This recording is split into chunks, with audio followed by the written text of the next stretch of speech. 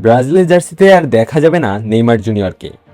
দীর্ঘ ১৬ বছরের আন্তর্জাতিক ক্যারিয়ারের ইতি টেনে জাতীয় দল থেকে অবসরের ঘোষণা দিয়েছেন ব্রাজিলের ইতিহাসের সর্বোচ্চ গোলদাতা।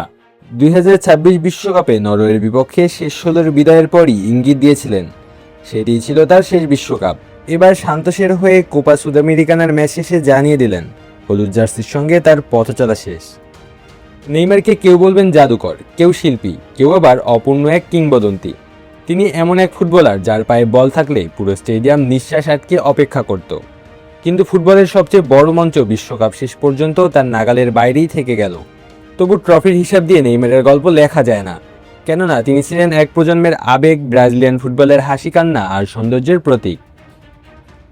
২০২৬ বিশ্বকাপে শেষবারের মতো হলুদ জার্সি গায়ে চাপিয়েছিলেন নেইমার। দীর্ঘ চোট কাটিয়ে তিনি ব্রাজিল দলে ফিরে নিজের চতুর্থ বিশ্বকাপ খেলেন, কিন্তু শেষ ১৬ ম্যাচে নরওয়ের বিপক্ষে ব্রাজিলের স্বপ্ন ভেঙে যায়। যোগ করার সময় পেনাল্টি থেকে গোল করেও দলকে হার থেকে বাঁচাতে পারেননি তিনি।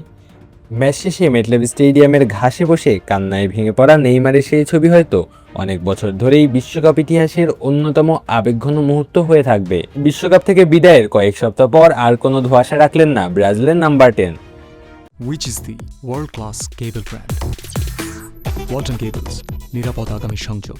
সান্তোসের হয়ে কোপা সুদামেরিকানার ম্যাচ শেষে নিজের ভবিষ্যৎ নিয়ে কথা বলতে গিয়ে জানিয়ে দিলেন জাতীয় দলের সঙ্গে তার পথ চলা শেষ। নেইমার বলেন, ব্রাজিলের জার্সির জন্য তিনি নিজের সবটুকু উজাড় করে দিয়েছেন, অনেক ভালো মুহূর্ত পেয়েছেন, ইতিহাস গড়েছেন, কিন্তু এখন নতুন অধ্যায়ের দিকে এগিয়ে যেতে চান।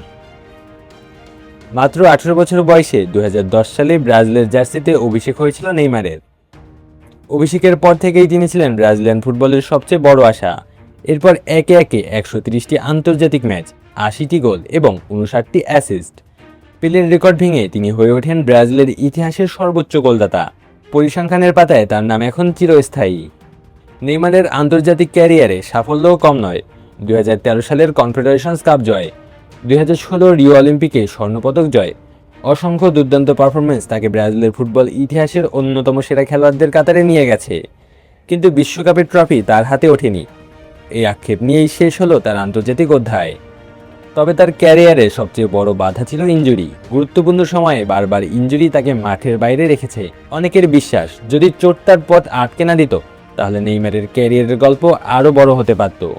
সব কিংবদন্তির হাতে ট্রফি থাকে না, কারো কারো হাতে থাকে শুধু একটি ফুটবল, আর সেই ফুটবল দিয়েই তারা একটি প্রজন্মের স্বপ্নকে জীবন্ত করে তোলে। নেইমার জুনিয়র ঠিক তেমনই একজন। ব্রাজিলের হলুদ জার্সি থেকে বিদায় নিলেও ফুটবল ইতিহাসে তার নাম থেকে যাবে চিরকাল। আলু আসি তালুকদার, অন ফিল্ড।